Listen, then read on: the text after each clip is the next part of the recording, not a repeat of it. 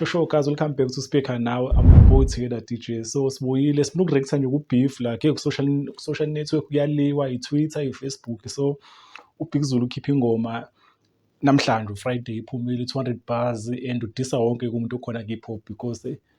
istate hip hop sasimzansi kubi amapiano abamise kabi. So uBig Zulu uclaim ukuthi uyena umuntu kuphela umuntu owenza imali inkabe record yona record label kuphela hip hop right now ekhona enza imali. So bamentionile abantu akabasabi uCasper uzomswena ukuthi usewumfundisi uMT uthe udinga namadlozi ke loyo but umuntu okuyena kakhulu ngathi i-discrack le iphuma nawe Duncan. So siyamazi kuSkuva ke akudlalelwa ke noSkuva nje manje wabhala something ngoSkuva uye studio. So sesikhiphile statement benotira bathi no hayi ingoma iyaphuma ngo-4 o'clock so sirecorda le ngoma le episode le isikhathi u3:30. So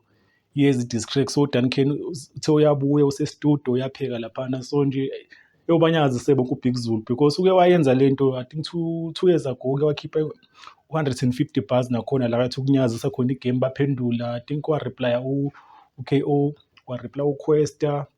even nabo case babona no MT abanye bagcina ngama video ke la ku social media benzo live but abenza ingoma uDuncan akudlalelwa ke yena waphuma nje kwaze wakhala abantu bathi no uDuncan uthiwa kakhulu inhlamba but ke makuyibeef ama rules awasebenzi umuntu usuyesha umbono wakhe especially mawubona umsukelile ungakhala umuntu bese kuthuka utrack because usumsukele edlalile because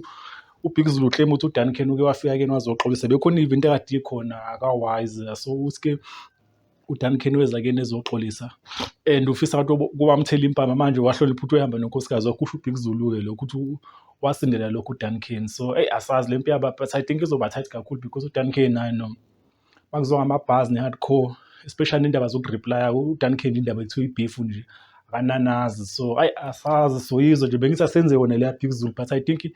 lento akayenza uBig Zulu izothi banikeze i-energy omrap abasemzansi because ebarelaxile mfethu amapiano abahlephula ngapha nangapha akhiphe ingoma